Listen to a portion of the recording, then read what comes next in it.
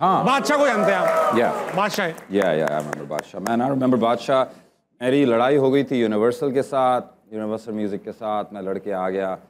मैंने उस ज़माने में पवनीश पुजरू जो थे, पवनीश पुजरू जी यूनिवर्सल को उन्होंने छोड़ा, वो आए, उन्होंने कहा यार हम सोनी के साथ तुझे साइन करते हैं। सोनी नॉर्थ हमने लॉन्च किया।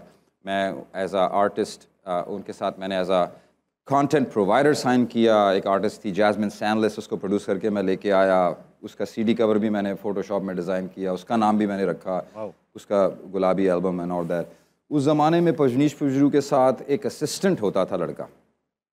जब मैं सोनी नॉर्थ का म्यूज़िक सोनी नॉर्थ का ऑफिस जब मैं और पवनीश जी लॉन्च कर रहे थे, तो एक असिस्टेंट बच्चा बैठता था जो मुझे कितनी बार हमें ज़रूरत थी कि हाँ रिकॉर्डिंग है यार, आपको माइक, मैं कहता था यार I need the Apple G converter, I need that, I need certain machines. वो कहता था ये आपको गाड़ी में ले जाएगा, म्यूज़िक शॉप ले जाएगा। फिर हम जब वहाँ बैठते थे तो वो बच्चा बादशाह था। आखिरी नाम है और काफी बड़ा नाम।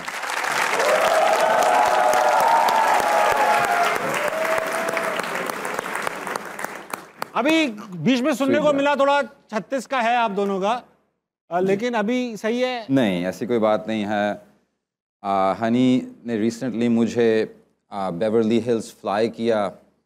मुझे बिल्कुल हॉलीवुड का जो साइन है उसके सामने होटल में ठहराया।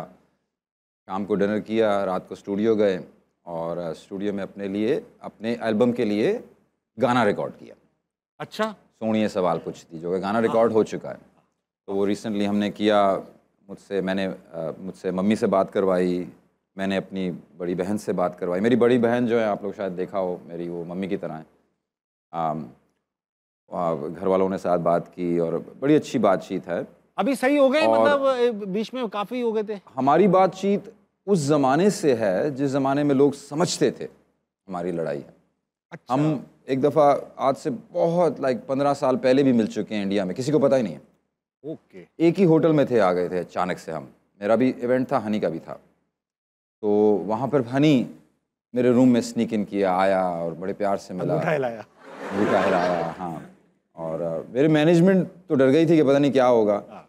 लेकिन जो हमारा असल में जो बना था हनी वर्सेस बोहेमिया बीफ, वो उसको मीडिया ने बनाया था, उसमें कोई सच्चाई नहीं थी। Obviously, I was the guy who started this, and then Honey was the guy. Every year I went to India after that. He progressed and progressed. उसने मेहनत की, जो भी मेहनत की। कभी आप सुनते थे कि सिर्फ बोहेमिया, फिर आप सुनते नहीं और भी आर रैपर्स हैं, और मैं फिर सुनते थे नहीं बादशाह हनी भी है।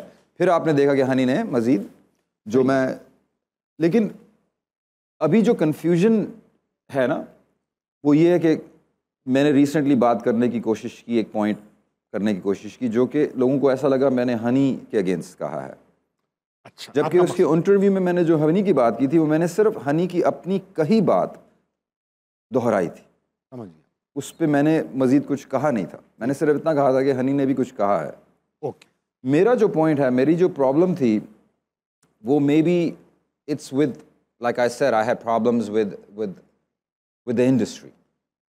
तो एक टाइम ऐसा आया जिसमें मैं समझता हूँ कि शायद हनी को इंडस्ट्री ने यूज़ किया as a competing artist against you. उसके पीछे हाँ किसी का हाथ था कि जिसकी वजह से मेरे बॉलीवुड में रिकॉर्डेड गाने कैंसिल हुए हैं। मेरे ऐसे शोज़ हुए हैं जिसका दूसरे दिन आर्टिकल आया कि हाँ बोहेमिया का शो फ्लॉप हुआ। मैंने कहा शो तो सोल्ड आउट था। अब मैं न्यूज़पेपर से पूछ रहा हूँ ये क्या आर्टिकल है, वो कहता है ये तो पेड सेक्शन है, ये तो किसी ने पे करके लगाया आपका खिलाफ आर्टिकल। तो इस किस्म की चीज़ें हुई। That's part of life.